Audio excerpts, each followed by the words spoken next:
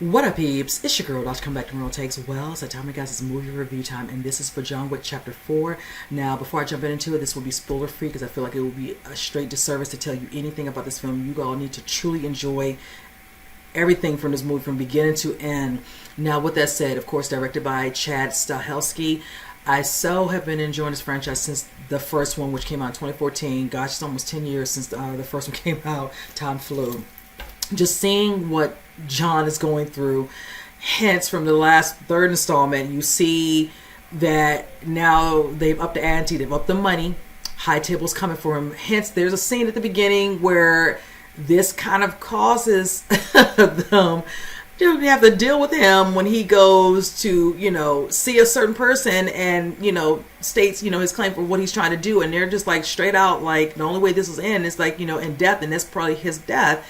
And he's like, yeah, okay, I'm going to still go ahead and handle this and handle you. And just is like, wow. And let's just say with that, the high table is trying to figure out how to deal with this. And they have a particular individual who decides they're going to use all of the different methods through the high table to get this done. And we get introduced because this is a new character played by Bill Skarsgård. This cast, I was here for every last one of the new people in this one. We have, of course, Bill Skarsgård, who plays Marquise. We have Donnie Yen, who's Kane. Scott Adkins as Killa. We have, what's her name? I want to say Rina Sawayama. I hope I'm saying her name. She plays Akira. Hiroyuki Sanada. Love me some him. Shima Yizu is his name in the film. Another gentleman who's the tracker, I want to say Shamir Anderson. I hope I'm saying this correctly. And Clancy Brown's in this one. Love me some Clancy Brown. That right there was enough for me when I saw the trailer last year and I knew this was going to work. So I was like, okay, it's just time's ticking, it's countdown time. So just to finally get to see the product, knowing it was going to be, because it's almost like, every time they do one, it's just like they're up in the ante, and this one just exceeded what I was expecting. We're dealing with, of course, definitely the overall storyline still kind of same. Certain things were being presented with some other characters who are, adding to that factor, because being that John Wick, is trying to get to whoever's the head, whatever, so he can just kind of end this and pretty much be left alone. You're dealing with people who are being brought in to deal with him, and with that, being put in situations they don't want to be put in because they're being given a choice, and you have to make the decision, are you going to do this, whatever, or I'm going to do this to you. And one in particular, Donnie Yen's character, you see him and he's pretty much out of it. And of course, Marquise makes, a proposition to him. One, he really doesn't want to hear, being that he has a past, with Wick. The appreciation there, that, the little brother in that friendship. And he's conflicted, but in the end, what he's being tasked to and what will happen as a result if he doesn't, he has no choice. With that said, we're dealing with him. We're dealing with characters, Sonata, with his daughter, played by Rina, and then you're dealing with certain instances in other, locations. Now, the locations, we're definitely going to deal with New York. We get to see Japan, which presents us with, the characters, played by Sonata and Sawayama. Then we're dealing with Berlin, and then the final location is Paris. Like I stated before, Japan, seeing the scenes with Wick, with Shimazu. Love those scenes where he's having a conversation with him and him just trying to present, like, do you realize what you're doing, and what's the result, what's going to end, like, it's going to be never ending, because if he ends up, getting to the person from high table, all they're going to do is replace. And that's what this is, always a recycle, honestly. Another person, takes over and him, whatever, it's almost like never ending how it is. And let's just say that with that being said, you still get presented where, Marquise's hitmen come and they're setting up where they want to be in charge and, like, don't help Wick, that puts you in danger. And that's when we start definitely seeing some fight sequences come about, and I'm gonna tell you, they were good throughout this whole damn film. It's gonna be hard not to cuss, because I literally just, like, sometimes, you gotta use the right word to kid, and I mean, damn was the word coming out. You hear it a couple times in the theater. Let me just be honest, I was in a packed theater, so. And I was here for the scenes in Japan. The Japan location was really good, really good. Then we get to, of course, seeing scenes like, in Berlin where you get introduced. And there's another character, I want to say her name was, what is it? Was it Katya?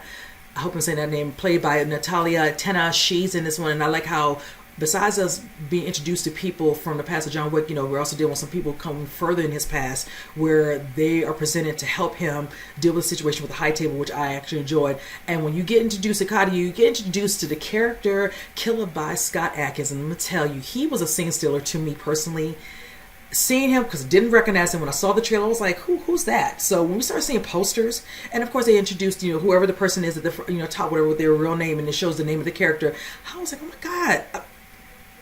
Barely recognized him. I love the way they did his makeup. Of course, they're fast, but the makeup on the face, I really had no idea that was him. And let's just say that he left a good impression, because I like how you are introduced to him and how John Wick has to come face to face with him and deal with the situation with him, but they both got their own agenda. And fight sequences between the two were so good, because you're thinking it's going to go a certain way because of the aesthetic, but it's like, no, don't let the aesthetic fool you. And let's just say, oh yeah, I was fooled, because I was not expecting what we saw, but I was here for it, and the people in the back of me were too, and we were just so entertained. And I was really just enjoying those particular scenes in that location, which was in the Berlin one. But when we finally get to Paris, that's when all bets are off. The stakes are higher. We're now in the countdown where, the confrontation of dealing, with the high table and things that have been set up in place to finally bring this all to a head was done so good. And I mean, every time John's trying to, 3 steps, forward, it's like 5 steps back. Just anything and everything that can get in his way. Of course, like I said, money keeps going up. And that gives you more people who are inclined, to show up out of the woodwork and all that, getting in the way. And we like that, because it brings out the fire in John to like, okay, I got business I'm trying to get to. You're not going to stop me. And I was here again. I can't say it enough. I was here for it. And just some scenes were just like, yeah. Like, what the... But it was so good. I will say there's another scene with the tracker played by Shamir Anderson where, he wants some money, and you're seeing him talk to the Marquise. And I'm going to tell you like this. When you're dealing with two individuals and they have both, a little arrogant, it's always not good, especially when one person can, be just as much more arrogant because they're in a position where they have more, in their favor. And let's just say that the tracker had to learn the hard way, as much as you want this, whatever and all, you might be able to provide and all that, but watch your mouth and watch how you talk to people, because that can get you in trouble. And there's this scene where it's very graphic. I literally had to look away, and I didn't think I would have to, but I really did. And let's just say there's a part where Donnie Yen's character gets in there, he makes a comment, Kane, and I was here for it. If anybody knows what I'm talking about, you're going to say, I know what you're talking about that part where Kane, and I will know you know what I mean, because I don't want to give it away. But it was funny, because it's just like, again, can't have two people being arrogant thinking you both on the same level when it's really not the case, and it's just what it is. But I will say, again, I so enjoyed this film from beginning to end. Again, the music, fight sequences, all the different locations, seeing new cast, seeing old cast, like, Ian, McShane, Winston. And let me just do this. Lance Reddick. I'm still just trying to process this, because I still can't believe that he is gone so young. They used to say things happen. Condolences to his family and friends. Just a great person, a class act in my view. I've been a fan of him. He's a Maryland native, Baltimore, Maryland. That's where I reside in Maryland. And just his climb up doing The Wire, all these other different shows. One of my favorite shows he did was Fringe. I've been a fan of his work for a long time, and it definitely saddened me when I heard the news. What it was, a week or 2 weeks ago, about him passing. Just I still can't believe it. Because he's only 60, he was so young. And I know it was hard for a lot of the cast. I think recently at one of the premieres, they were wearing like a blue pin of solidarity with that. And I know Lawrence Fishburne really got choked up. So I can imagine how they feel having to see the film and seeing it and seeing his face.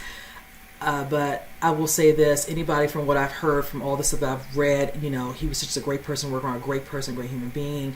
And I can truly believe that is all just right there, true in itself. And just want to say rest in peace. He was amazing, and I always loved the scenes in all of the films in this franchise, so he will certainly be missed. But I wanted to kind of get that out there before I ended this review. But again, I can't say it enough. I do plan to go see this again in the theaters. Got to see it one more time in that, and I can't wait to add it to the collection per usual.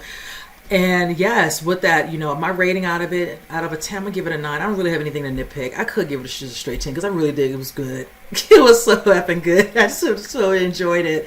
So, and again, I can't.